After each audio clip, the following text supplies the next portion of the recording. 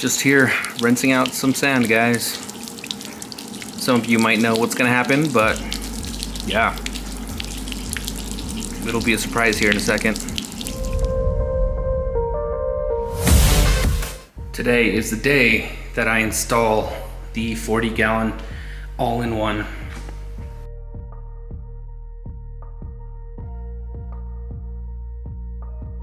I'm so excited! So I emptied out my RO container because I'm gonna make a bunch of salt water. But my TDSs are slowly creeping up. And what I mean by that is just one. I still use this water. What do you guys use? Do you guys only use 0 parts per million on these TDS meters?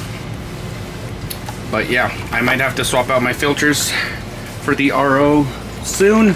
But before I do that, I am going to install another TDS meter because that other one that I have back here is kind of older. So I'm going to put a new one to have kind of redundancy. Again, for the line going in, which is here, and then the supply line going out into my RO container there. So I'll make a video on this, or I might just add it. I'm sure you guys can find videos of this being installed elsewhere, but just wanted to ask what you guys do when your TDS starts creeping up. So there's the tank, guys. Took it out of the box by myself. Kind of heavy, but nothing too bad.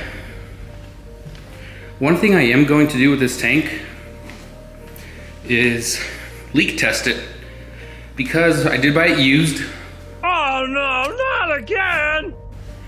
The guy only had it up for, I want to say, maybe 6 months, he said.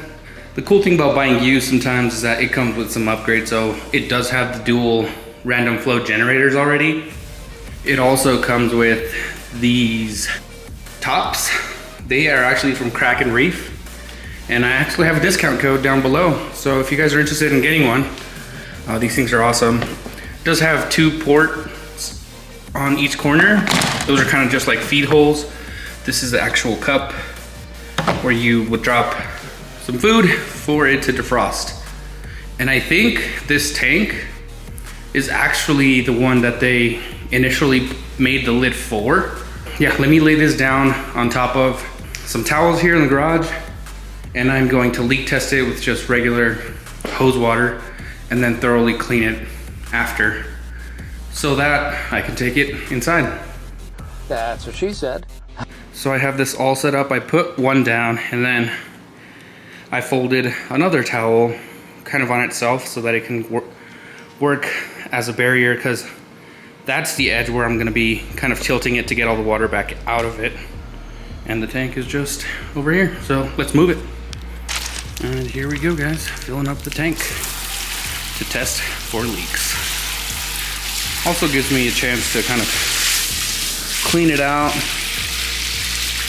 I probably shouldn't do the back chambers because there's a bunch of electrical stuff back here that I probably just ruined. Probably not. I am not gonna fill it up all the way. I just wanted to do a quick leak test. Everything looks good, so now I'm just going to tip this over towards the alley here and get this cleaned up a little bit better.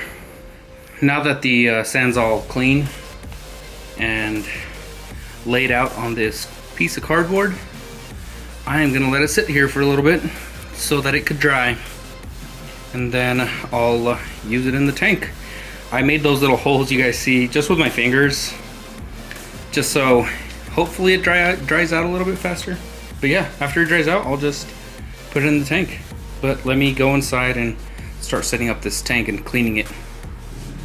All right, there we have the tank and the mess, along with the beverage. That was all underneath the tank there. These are the new pumps, some filters that I had cut out for this tank that will just go with it.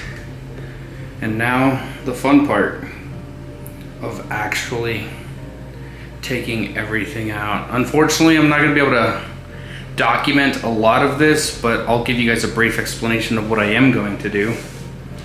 I will take out a bunch of water into some 5-gallon buckets. And in those 5-gallon buckets, I will put in all the corals and all the fish. And I'm hoping to do this fairly quick, to the point where I will already have everything kind of connected and installed on that stand via the transference of this fish tank onto that stand, and then kind of running all the wires. I already have a new power supply that's in there, so I'll connect everything in there, have everything ready to kind of just go, to be honest. So the sand is still outside. You can't see it because it's super bright, but it's drying out as we speak. And that is one of the first things that I'll put in the tank after I put it on top of the stand. And then I'll put like a plate or like a plastic bag as I'm putting water into the 40-gallon. But yeah, let me get this tank on top of this stand and start running some wires before I even start taking anything down from this 25-gallon. I think after this breakdown, it should go fairly quick. It'll just be pretty much take it all down. I'm not going to use any of the sand bed. I do plan on keeping about 4 to 5 cups of the sand bed itself though. And I do have like some spaghetti worms and other beneficial things in this sand bed, like a lot of Nassarius snails. So I'll keep, of course, all of that, keeping all the rock, all the corals, but I do want to use 5 cups of my original sand bed so that I could seed the new sand bed, because the new sand bed is completely dead, so to speak, right? It's just regular sand. And I think the kind that I got specifically is the Carib Sea aragonite. It's pretty much the same as special grade that they actually sell, but except this one is just dead and or just simple sand that you have to kind of clean yourself, and it doesn't come with beneficial bacteria, but I do plan on adding my own beneficial bacteria. And then of course, like I mentioned, the 5 or 4 cups of my original sand bed to seed the new sand bed. A few moments later. Sand is almost dry. I need to clean some buckets over there to start emptying the 25-gallon. I'm about to put those pumps in the back chambers here. I do have the level on, although I'm not going to level it here because that is taking the 25-gallon spot. I don't know if I'm going to angle it or corner it the way I've cornered the 25 yet, or if I am just going to leave it kind of front to back on this back wall. I don't know, guys. What do you think? Well, I guess it doesn't matter because this is going to be done before you guys get to see and or comment on what I should do. But who knows? I mean, it's probably not that hard to move after I fill it up. I don't know. Okay, guys. Just wanted to give you guys a quick update on how it's going. Still taking a drink. It's the only way to get through tank swaps. This is another purpose that these air bubblers can help out in situations like these. Just make sure that your snails don't go all the way out. Got some snails trying to escape. But I got all the corals, all the fish inside these 2 buckets, and I'm about halfway through. And just to update you guys on the pulsing xenia on the back, it is possible to attach it because I removed the rock and there's some on that back glass. It would have only been a matter of time before it encrusted that entire back wall, but since I'm taking it down, I guess I'm not gonna be able to see it. I doubt I'm gonna do this back wall with pulsing xenia. It's just too large of an area compared to this 25-gallon here. Just gonna go back at it to make sure I don't leave these guys in the bucket for far too long. Finally, I got the stand out. That's all empty. It's going with some stuff, not everything. Like I'm keeping my light, I'm keeping my skimmer, keeping my heaters, but I have a heater. So if you guys are in the Colorado area and want the 25 gallon, let me know. I'm keeping my ATO too. Just things that I need to run this other tank. I think that's where I'm gonna keep it, guys. The light's not gonna go there, it's gonna go centered, but I think I like that like angled look. What do you guys think? I kinda like the angled look. Even when I'm like sitting over here. Like I like how I can see the and have access to both of the side glasses, because to clean them, you know, you don't want to be too close to the wall. And then underneath the tank, I already have some stuff kind of running, but I have full access to that outlet back there, which in my last stand I didn't, and it made it kind of difficult for me to do some things, but I kind of like how I got like full roam of the sump kind of area here. Let me get these fishies in there. So here I have the sand bed in, connected the pumps, connected the heaters. Those are the two most important things I need right now initially, like the ATO, the light could even wait, you know, so I'm just trying to prioritize things as I go. I didn't make a checklist, I've done this a couple times, so I kind of know how to go about it. I do have these two plates here so that when I put water in, the substrate sand bed doesn't go all over the place. I could use a plastic bag, but I don't want to go looking for one. Those plates were just easily accessible. And those 3 cups you guys see in there actually have my old sand bed in it. And that's what I'm going to be using to kind of kickstart this sand bed. Like I said, I have like some spaghetti worms in there. So I really want to keep some of that live bacteria and live kind of diversity inside that sand bed. So yeah guys, let me get back to it and I'll show you guys when I got some water and hopefully fishes in the tank. 2,000 years later. Check it out guys, finally. It only took me a couple hours, but we made it. Lights are off, but clownfish are swimming around, doing okay, hopefully. And some other fish too, just swimming around. This lid is pretty cool. It also comes with like black covers for this, like 2 of these. They're down there somewhere. I think it's gonna be okay. Tomorrow I do get some, that's a nitrifying bacteria that hopefully will help kickstart, not the cycle, I don't want it to cycle. So I am gonna dose some of that, hoping that I don't get a cycle. I did count, I think 7 or 8 anemones.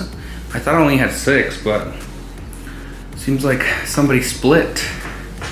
I have not connected the ATO reservoir. I've connected the ATO, but haven't turned it on or anything. Since there's no reservoir for it to pull from, I'm gonna go clean that out. I'll install that, but overall, I think the tank looks good. I do like this look a lot more than the 25-gallon Peninsula. What do you guys think? Let me know in the comments. What did I do wrong? I did explain a couple of the things that I did during this tank transfer. Hopefully I don't lose anything. Hopefully no fish die. Everything seems to be doing okay though. Temperature was down a little bit, maybe 2 degrees. I think it's at 77, which some of you probably carry it at 77, but I like my tanks at 79 for some odd reason. Don't ask me why. I think I saw a YouTube video once and I was like, okay, I'll try it. Day 2. And this is what it looks like the next day. There is some buildup on the glass, but that's every new tank. I don't know if you guys have encountered this before, but nothing new. I'll just clean that off here in a second. The clownfish are doing good. I don't know where the other fish are yet, but I'm sure they're swimming around here somewhere. They're not on the ground, so that's a good sign. And I don't see any dead bodies. There's the 6-line wrasse. The Midas Blenny and the Sunrise Dottyback are pretty good at hiding, so I might not find those guys right now. Maybe if I feed, they'll come out. I still need to set up the ATO container. And I'm gonna need another light here soon, I think. Because this one is just... It covers the entire tank, but I do get some dead spots like in these back left and back right corners, so you guys can see that. So yeah, I still need to work on the aquascape. I'm not sure if I'm gonna keep it like this or if I'm gonna do something different. Let me know your thoughts on everything that I've done in the last couple days. It's been busy, but finally got everything kind of situated and cleaned up the office because it was a huge mess around here too. So update you guys on my phytoplankton actually next, so watch out for that video. Day 4. And this is what the tank looks like today. It's been a couple days since I did the tank swap, but everything is looking good.